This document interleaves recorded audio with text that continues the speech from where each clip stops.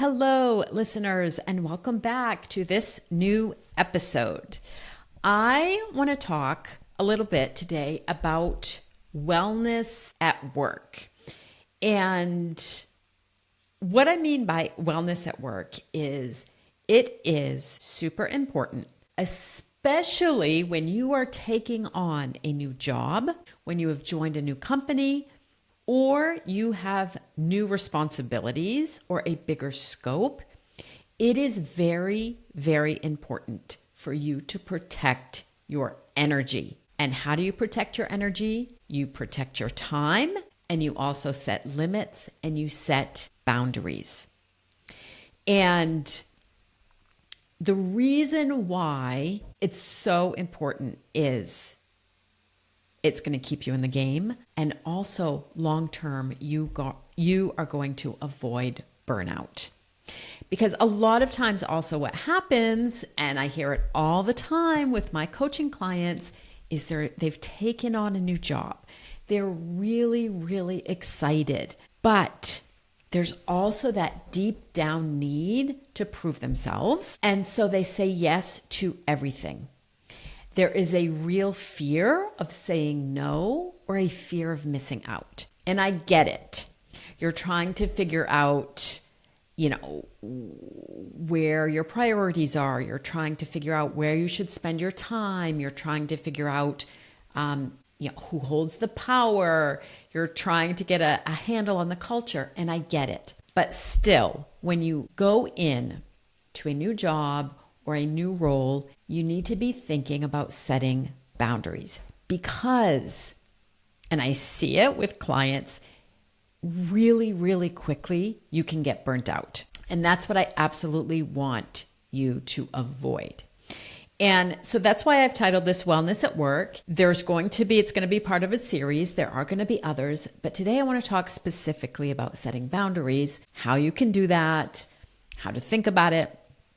And specifically, I'm going to give you a lot of examples. So in short, the way that I look at boundaries is it is deciding what you are going to accept or not accept at work. And again, the reason why you need to do this is to protect your energy.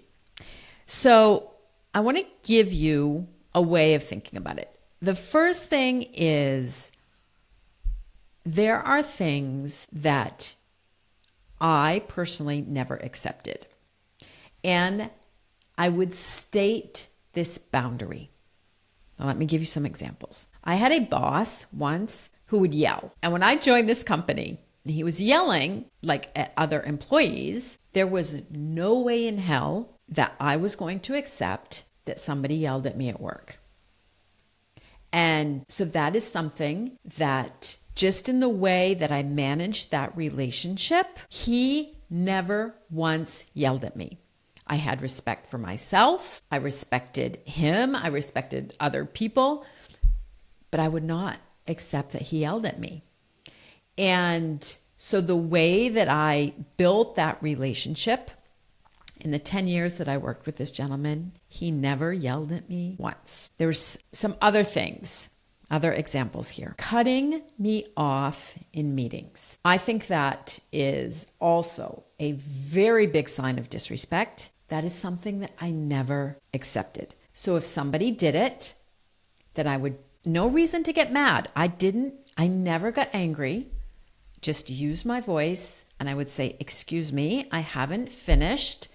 Let me finish first." And if they kept going on, then I might raise my voice a little and say, "Just excuse me, can I just finish here? Let me just finish my point," and just repeat it. "Excuse me, let me finish. I'm almost done. Let me finish my point." So I never let people cut me off. I think it's a huge sign of disrespect. I don't do it, and I don't let people do that to me.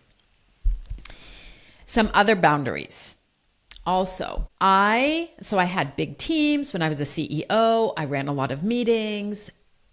And for example, I did not expect that my team, or I expected my team to be on time. Of course, that meant that I had to set that example. That means I had to start my meetings on time and finish on time. That was on me. But people knew that my meetings started on time because I told them. I communicated that is in my meetings, we start on time, we have an agenda, and we finish on time. And my other point there was that everybody also got to speak. It was important for everybody to speak. So that was a boundary. If somebody came in late, especially when I was starting a new job, they may have done it once, but then I would have let them know my meetings start on time. Next time, I expect you to be there when we start. And communicating that was important. So people did it once, or if they were going to be late for a really good reason, then they let me know. They communicate, Karen, I don't know, I'm stuck in a client meeting. I can't be there on time. Okay, that is a legitimate reason. But just running late to a meeting because you have poorly managed your time, I did not accept that. So that was a boundary that I set for my team and for myself with regards to meeting. Another boundary when it comes to protecting your time and your energy. If somebody had something urgent that they needed immediate input on, and they would come and I'd be in the middle of something and they would say, but Karen, it's really urgent. I'm like, okay, I have 5 minutes. So I would announce up front that I'm in the middle of something, but I can take 5 minutes. So let's do this quickly. And that way they also knew that they cannot come in and just steamroll over my time and my agenda, because I am setting the boundary of what I am letting into my time and I'm communicating it. So there's a theme here. I think there's a theme that one, you need to know what is important to you and what you will accept in terms of behavior from other people. But you also need to communicate it. Okay. Afterwards, there are in those situations where you are the leader. Okay. So it's easy for me and it's easy for you to communicate your expectations, but you can also, depending on the situation, state a consequence. And when we set a boundary, a consequence is something that you will do. Okay, because we can't force other people to do things. Okay, so if I take my example with a meeting, I could tell the people in my team or other departments, okay, the meeting starts at 9, we're going to finish at 10. I expect you to be there on time, or else I will not let you into the meeting. Okay? So that's something that I do with regards to somebody else. And let me just take a personal example so you can also understand. So say you have a neighbor who shows up all the time to your house unannounced, and it's really a problem for you because it's always at the moment when you are getting dinner. So a boundary would be to tell her, I expect that if you come over, that you are going to call ahead of time to be sure that I'm available. And if you don't, then don't expect me to open the door even if I'm at home. So in this situation, you know what's important to you and you have communicated it to somebody else. And you have told that person what you will do. I will not open the door. I will not let you into the meeting. So if you do this, then I will do this. Okay. And it's up to them afterwards. I mean, we work with adults in a work environment. We're working with adults. We can't control what other people do all of the time. So that is on you to set the limit on what you will expect or not. Let me just give you another example because I worked for years with clients. So I was a chief client director in a global market research firm, and I had a client. My specialty, I used to manage very difficult clients, and probably because I never take anything personally. And So when I was taking on this client, somebody said to me, they said, "Oh, Karen, you're going to see, she always calls you in the evening. She'll be like unloading her dishwasher. She'll be, doing things at home, and she'll keep you on the phone for an hour." Okay. So the person who was managing the client before me said that to me. So it is my responsibility to set a boundary and a limit with that client. So what happens when the client calls me at 6:30 and I'm in the middle of preparing dinner? I don't answer because I have decided not to take client calls that are unplanned in the evenings.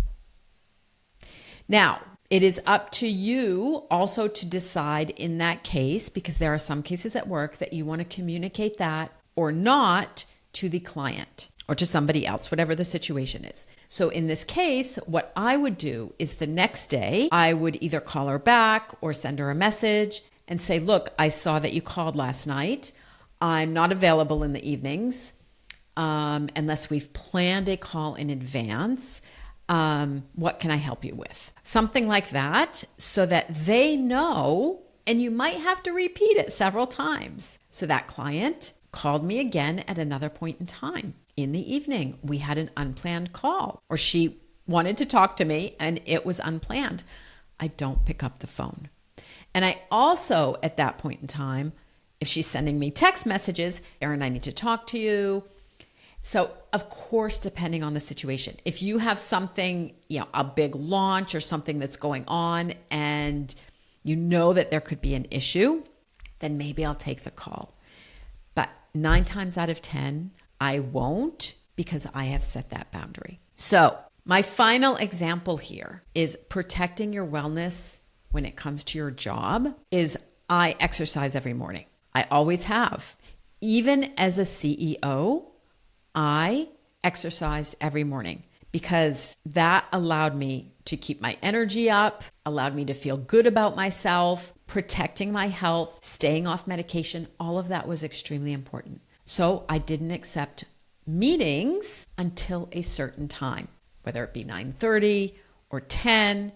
However, maybe there were some evenings that I would work late. However you want to manage, you need just to simply decide what is important for you. So those are some examples. I would also like to conclude here saying that I fundamentally believe that it is your responsibility to protect your wellness at work. You need to take radical responsibility for how you feel. It is not up to the company to set that boundary, because companies and people are going to try to push boundaries constantly. It is your job as the boss of yourself to set that boundary, to communicate it, and to know also when you accept that the boundary is fuzzy. And the reason I say that is, yes, we work in, things happen. You can't control everything. That's just the way it is. And so there are certain things where I do have fuzzy boundaries. So for example, if the CEO of the company called me, I would take that call. Even if it's in dinner time or not working out in the morning, but I would immediately call him back. So, there are things like morning meetings. I didn't take morning meetings, but there were some times where I couldn't avoid it, and that is fine. So that's what I call a fuzzy boundary. It's an 80-20 rule for me. 80% of the time I accepted that boundary, I put that boundary in, but 20% of the time at work, you just have to adapt. So, ladies and gentlemen, that's what I have for you today. I want to leave you with a question that I would love for you to think about. What is causing you stress at work? What is taking up brain energy? Where are you feeling frustrated? Think about that and decide today to set and communicate one small boundary. Think about where your energy is being drained, whether it be with a colleague, whether it be with a client, whether it be with even at home, if somebody is interrupting you constantly, decide one small boundary that you are going to set and enforce this week. And I would also like to close is that there is another episode number 20, where we talked about this with another coach. So I would also encourage you to go back and listen to episode 20. And if you have any questions, as always, you can send me an email. I love to connect with my listeners. Thank you for being here, and we'll talk soon. Take care.